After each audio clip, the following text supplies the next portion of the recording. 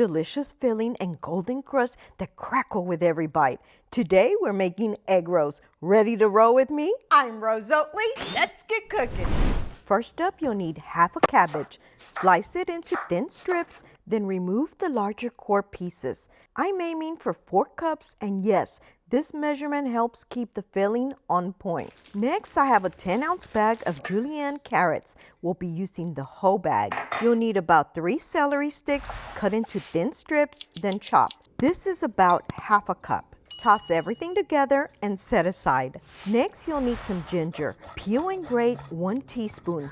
I've got handy kitchen tools linked in the description below or in my bio for other platforms. I also found peeled ginger at my grocery store, which definitely saved me a step. Turn your grater over and just slide the ginger off with a knife. Now to a small bowl, I'm adding 1 tablespoon of sugar, 1 tablespoon of oyster sauce, 1 teaspoon of ginger, 2 teaspoons of hoisin sauce, 2 teaspoons of toasted sesame oil, 1 tablespoon of chicken bouillon, which may seem a bit odd, but it gives it a nice flavor. Half teaspoon of white pepper. Add 1/4 cup of less sodium soy sauce. Don't use the dark one or you'll oversalt it. Give it a quick whisk and set aside. Now chop and dice 1/4 of an onion before heading to the stove. In a large pan, brown 1 pound of ground pork, breaking it up as it cooks. If you prefer, you can also use ground beef or even ground chicken. Add about 2 tablespoons of oil and continue browning. Then add your onions.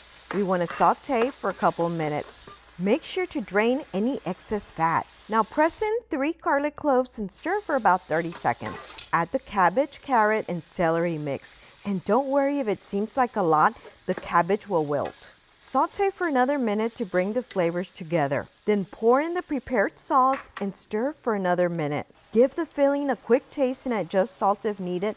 The soy sauce for me already brings a lot of savor, so I won't be adding any on mine. Turn the heat to a number 3, cover and cook for 5 minutes. After 5 minutes, uncover, raise the heat to a number 5 or 6, and cook for an additional 5 to 10 minutes to reduce any excess moisture. You want to remove as much moisture as possible before rolling. Once done, set aside. Let's set up our frying station. I prefer peanut oil, though vegetable oil, which I'll be using today, works too. I'm adding a whole 40-ounce bottle. We want to aim for 350 degrees Fahrenheit with a thermometer. It can take a while to heat, so I start rolling while it warms, then come back to adjust the temperature. For wrappers, I use egg roll skins, but spring roll skins work too. They yield a lighter bite. Keep your skins stacked with a damp towel on top so they don't dry out.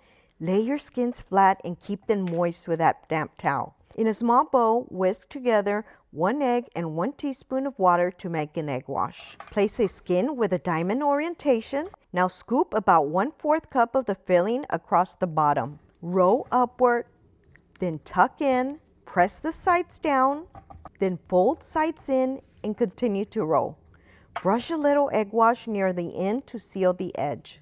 Try a second egg roll with about half cup of the filling and see how it feels. I personally prefer the half cup. Now roll, tuck, fold sides, and roll.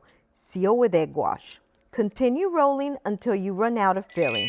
Arrange the completed rolls on a sheet tray. When the oil reaches 350 degrees Fahrenheit, carefully slide in a few at a time, about 4 per batch to avoid crowding. You want to turn as needed to brown evenly. When they turn golden, lift them out and drain on a wire rack. Remember, they'll finish cooking a bit after frying, so don't push them too far or too dark. Repeat with the remaining rolls. Once done, pat with a paper towel to remove any excess grease, then serve with your favorite sauce. Sweet chili, duck sauce, or something you love. Now let's cut one open to reveal the crispy shell and the delicious center. Now I'll pull one apart with my hands. I like sweet chili sauce with mine. Let's go in for the bite. This is so good. I really hope you give these a try and let me know what your favorite sauce is below. If you enjoyed this video and want to see more videos like this, you can support me by liking, sharing, and don't forget to subscribe for more delicious recipes. Also, be sure to check out these videos on the side. Thanks for your support and happy cooking.